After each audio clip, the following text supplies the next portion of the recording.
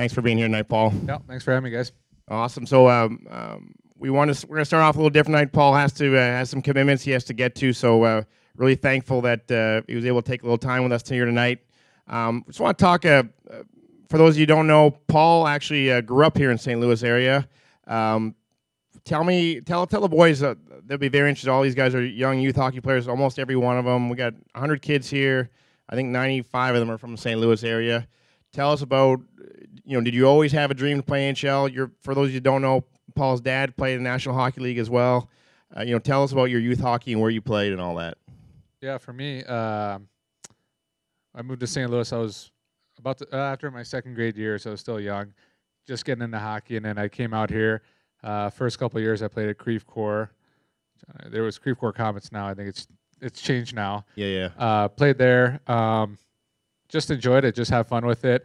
And then from there, I ended up played St. Louis AAA for a couple of years. And then when I got to middle school, I went to Chaminade. So as I was playing AAA, I also played Chaminade. And then, went from Chaminade AAA to Junior B out at Afton. Played high school hockey at the same time. And for me, and then from there, I played in Omaha in USHL. But I guess back to your original question, all those stepping stones for me was, I don't think I ever had the dream of playing. As a kid, you always want to play in the NHL. You really don't think, it's not what I want to do in life. I just wanted to get to the next level. And then didn't realize it, I think, when I was younger. My brother was always a couple of years older than me. So to me, my dream was, watching him when he played junior A and just looking up to those guys. Then he was playing college with Rob here. And then I remember watching those guys. And those, the level in front of me was the ones I idolized all the time. And then probably wasn't until, maybe my junior or senior year, I made a big jump in high school. Didn't think much, and then from my freshman to sophomore year in college, I made a big jump, and then I started kind of realizing, it's a good possibility that I'll, be playing professional hockey. So when you hit college, was really the first time you thought it might be a possibility? Is that what you're? Yeah, I went to college to play hockey, but it was also to get an education. I think just to fall back on, because I was always brought up and you never know what's going to happen, whether it's an injury, whether you don't make it. You can't just, you're going to go to college. I think you got to earn your degree, and because after that, there's a lot to life after hockey, and then you realize that it's only just a small part of life, and after that, there's a lot more, that goes on to it too. So for me, I was fortunate to play 2 years, and then kind of, I've been playing the NHL ever since. But it's also something that I take classes in the summer times, and I will finish my degree eventually. Oh, that's awesome. That's really a wise way to look at things. I think a lot of people, they see guys in the NHL and think, well, that's just easy. But that's just an easy life as far as that goes. But so many guys don't make it and forget the plan. So I think that's a good example for you guys.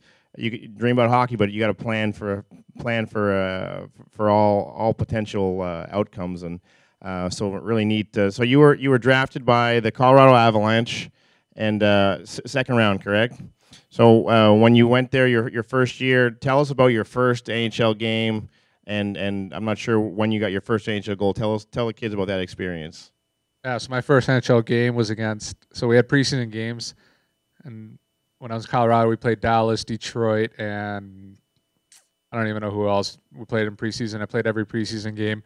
I remember playing against Dallas, and they were good then, but Mike Madonna was just flying around, and at the time I thought he was so good and so fast. And in my first NHL game, those guys all brought it up another level.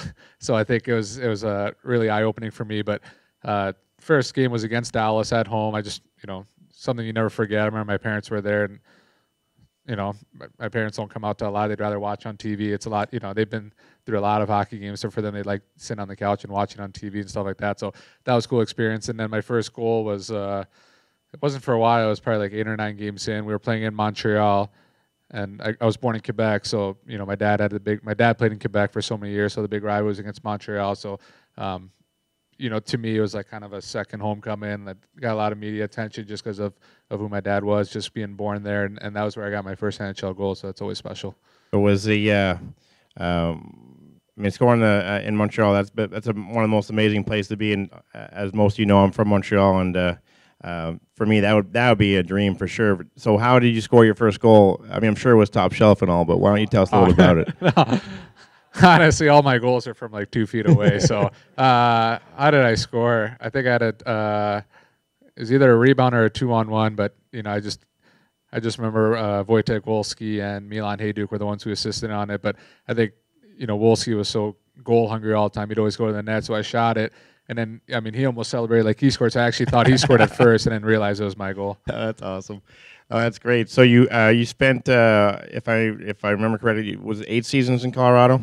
So at any time did you consider St. Louis home growing up? Basically, you grew up from second grade through high school. So did you ever think, man, that would be amazing to play in St. Louis? Or I know you're pretty focused and stuff, but did you ever let that stuff kind of cross your mind that would be a possibility one day? No, I mean, like, it's so hard to get to NHL, and then these guys will tell you, or whatever profession you're in, that you're not going to be picky about anything. So I think you kind of enjoy it. I think kind of had 2 homes. So I went to school at University of Denver, and then I kind of just stayed there and played Colorado. So I had a lot of friends growing up there. So to me, it's you go to college, you kind of grow up, and you really it's just another step in life to me. So to me, it would have been cool to play here at the time, but at the time I didn't even care whoever I got drafted by. To get drafted by Colorado, I was lucky because I never had to leave Denver. And I just enjoyed that. And then, once the option kind of came up in free agency, then it was kind of, kind of a surreal moment. That's something that you dream. You don't even dream about it because, like I said, you just dream about playing the NHL and playing in Game 7 and enjoying and having fun. You never dream about exactly what team you want to play for and who you want to play with because that's just way out of your control. That's a good point. It's a good point. So did you? So when you were a free agent, did sign with St. Louis? How much of a factor the fact that you're from St. Louis factored into your decision, or was it completely business, what you thought was the best place for you and the best fit for the team? Yeah, but then at the same time, it's also, what I'm comfortable with a little bit. That, that plays a factor too. And I was fortunate enough that I had a couple options. And, I think when it came down to it, I looked at kind of the team aspect, who had the best team, who could win it, who had the best window right there. And then at the same time, if we did make a move, because my wife is from, she went to Boulder, so we both had ties with Denver, Colorado for at least 10 years at the time. So if we were going to make a move, I think it was tougher adjustment for her. But I think because I had so many friends growing up here, my brother here and his best friends are kind of all my best friends. We were so close in age. Away from hockey, it made it really easy. I knew it'd be easy for me, but it made it really easy for her. So that made it a lot. That might have been kind of the icing on the cake in a sense, but a hockey standpoint, I think when I looked at it, I saw what the potential was in this team and wanted to win. Sure. No, family life certainly is a factor. So you're well known for having really good hockey sense, being a great passer. What are some things? I mean, there are obviously some things that are innate, genetic, and just natural ability, God-given ability. But what are some things that guys can do? We talk about preparation, being ready to play, and preparing to improve your game and working on things. But what are some things you work on? Having good hockey sense is or what they call having a high IQ, if you would, in that sense. How can you prepare that? How do you work on that as a youngster?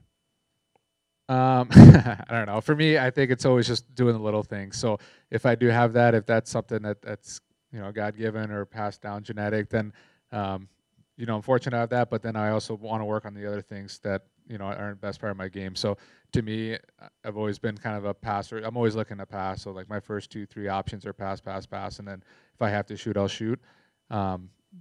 But then when I do work on things, it's kind of always working on passing. But to me, then it's also, well, you got to progress your game. You got to evolve as you play, the longer you play. So then all of a, because also you play on a different team or different line mates where you're playing with passers, you have to shoot sometimes. But I think being unpredictable to the opponent, I think is really important. So it's about having more than one just option, because I think if teams know what you're doing as a player, for face-offs or 2-on-1s or different plays on the power play, if you do the same thing all the time, now everyone watches videos. Now everyone knows exactly what you're doing. So you got to make it unpredictable, because that makes it a lot tougher to defend. Right. No, that's a great point. So do you hear that, guys? So he didn't just work on stuff that he was already good at and that was fun for him. He worked on things that he knew his game needed to work on.